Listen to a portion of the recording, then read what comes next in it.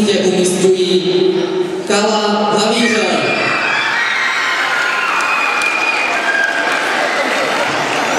Diplomy a ceny předává pan Jaroslav Škop, ředitel kvalifikace, a Roman Toušek, vedoucí Bykov Areny.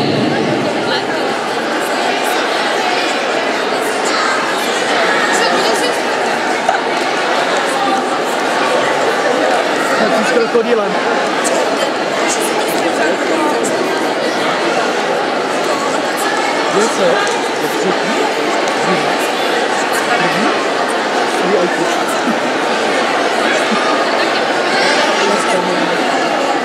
Ale tak jako...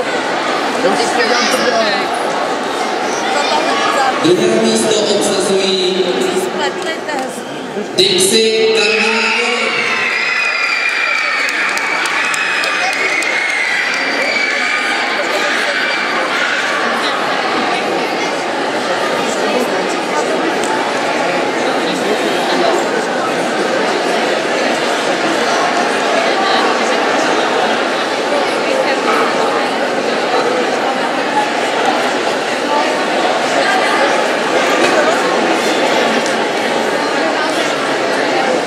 Prosím o fanfáru pro vítězky.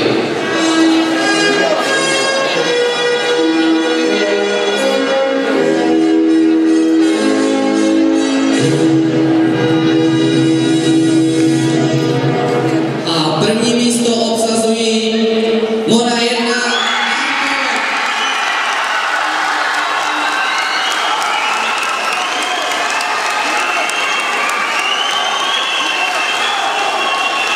Na mistrovství Evropy postupují všechny 3 skupiny.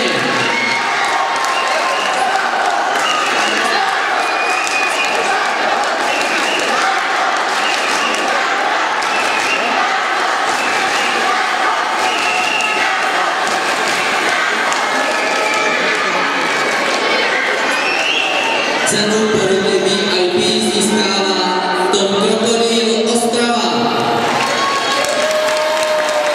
Cenu předává ředitelka kulturního a informačního střediska paní Marcela Kolentová, dále členka zastupitelstva města Brno magistra Marcela Ulášková a ekonomický ředitel Bykov MGI inženýr Jaroslav Mín.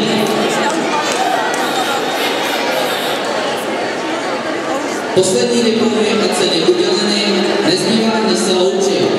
O závěrečné slovo požádám ředitele finále pana Jaroslava Škopa.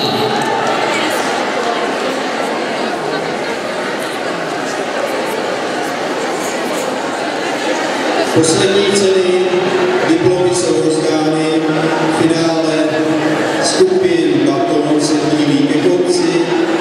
Chtěl bych pogratulovat vítězkám za úžasné výkony. Chtěl bych děvčatům, která se neumístila, říci, že